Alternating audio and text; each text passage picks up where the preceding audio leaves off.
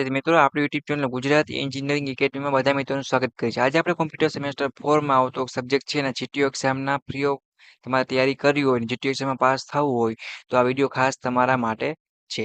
હવે સબ્જેક્ટ કયો છે મિત્રો? Introduction to machine learning. Computer semester 4માં આવતો જેનો ડીઆઈ કોડ શું છે? 04000061. આ તમારો સબ્જેક્ટ કોડ છે મિત્રો. રેડી? અને આની તમારે તૈયારી કરવી હોય તો તમારો વિડીયો લાસ્ટ લગી જોવાનો છે. અને સપોર્ટ માટે આપણી યુટ્યુબ ચેનલને બધા મિત્રો સબસ્ક્રાઇબ કરી અને અહીંયા પ્લેલિસ્ટ બનાવેલ છે એની અંદર સેમેસ્ટર 4માં વધુ મોટી તમને જોવા મળી જશે. અને પ્લસ મિત્રો બીજું કાંઈ પણ પૂછવું તો કોમેન્ટ કરીને પૂછી પણ શકશો. રેડી ને? સપોર્ટ માટે સબસ્ક્રાઇબ કરવાનું ભૂલતા નહીં. અને બધા સબ્જેક્ટના વિડીયો છે તમે મેળવ્યા હોય તો વોટ્સએપ ગ્રુપમાં આપણે ચાલી રહ્યું છે કોમ્પ્યુટર સેમેસ્ટર 4નું ગ્રુપ. એની પણ લિંક તમને નીચે આપી દઉં છું. એમાં તમે ફટાફટ જોઈન થઈ જાઓ તો કાંઈ પણ નવી અપડેટ કે કાંઈ પણ આવે તો તમે સીધો ફ્રી ઓફ કોસ્ટ લાભ લઈ શકો.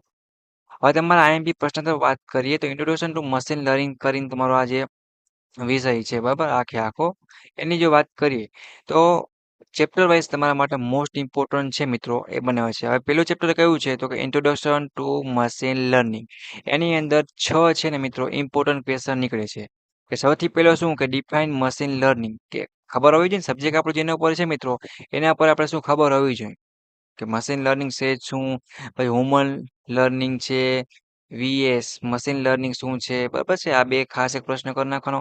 પછીના મશીન લર્નિંગના ટાઈપ્સ છે એ પણ તમારે ખાસ એક જોઈ જવાના છે મિત્રો ખાસ. પછી તમારે બેનિફિટ ઓફ મશીન લર્નિંગ છે એ ખાસ એક કરી નાખવાનું છે. પછી ચેલેન્જીસ શું હશે મશીન લર્નિંગ માટે એ તમને ખબર હોવી જોઈએ બેઝિક તો. પછી એપ્લિકેશન શું છે મિત્રો એ ખબર હોવી જોઈએ. Explain tool and technology use in machine learning. તો આ 6 પ્રશ્નો તમને ખરેખર આવડતા જ હોવો જોઈએ ચેપ્ટર 1માંથી. કેમ કે ઇન્ટ્રોડક્શન આખું ચેપ્ટર જેના ઉપર છે. રેડી? એ વસ્તુ ખાસ ધ્યાન રાખજો. હવે પાયથોન છે એના ઉપર મશીન લર્નિંગનો જે તમારો ચેપ્ટર નંબર 2 છે. હવે એની અંદર મિત્રો કેટલા 9 પ્રશ્ન છે ને કે આઈએમપી નીકળે છે.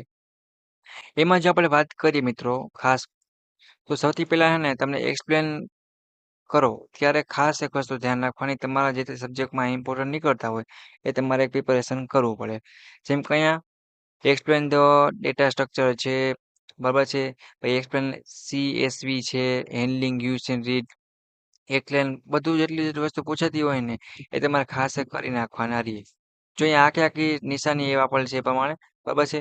આમાં થોડીક મિસ્ટેક છે એ પ્રમાણે જો ચેપ્ટર 2માંથી એવું હોય તો તમે તમારી રીતે એકવાર જોઈ લેજો પ્રશ્ન પછી કરી નાખજો. ચેપ્ટર 3ની વાત કરીએ તો preparing to model and evolution chapter number 3 છે. એની અંદર મિત્રો કેટલા પ્રશ્ન છે તો કે 8 પ્રશ્ન છે. મિત્રો આમાં થોડીક મિસ્ટેક છે એના કારણે એરર આવેલ છે ટેકનિકલ તો એ તમે જોઈ લેજો. ચેપ્ટર નંબર 3 છે ને મિત્રો એની અંદર explain machine learning activity in model building. પહેલો પ્રશ્ન. ક્વેશ્ચન નંબર 2ની વાત explain type of data numerical categorical બરાબર છે.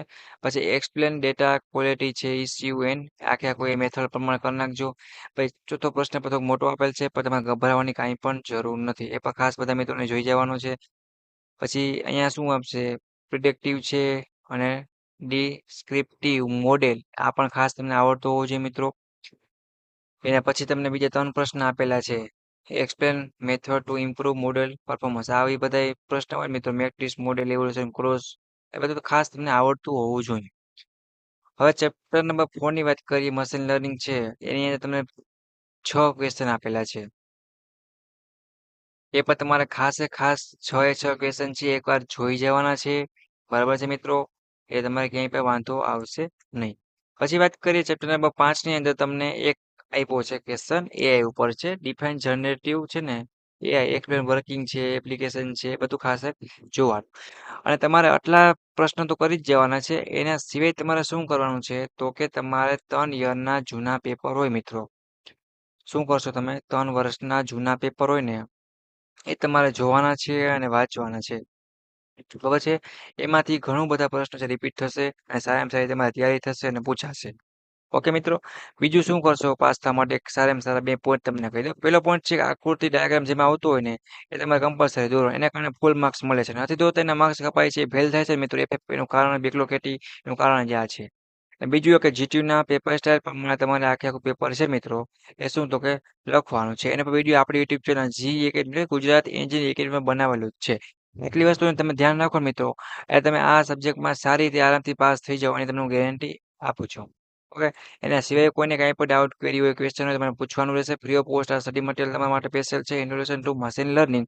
તો સારામાં સારી તૈયારી કરી નાખો અને કોઈને કાંઈ પણ ડાઉટ કરી હોય તો મને પૂછી તમારા સેમેસ્ટર 4 કોમ્પ્યુટરના બધા જ દોસ્તોના વિડીયો શેર કરવાનો રહેશે. Thank you for watching Gujarati engineering academy YouTube channel મિત્રો.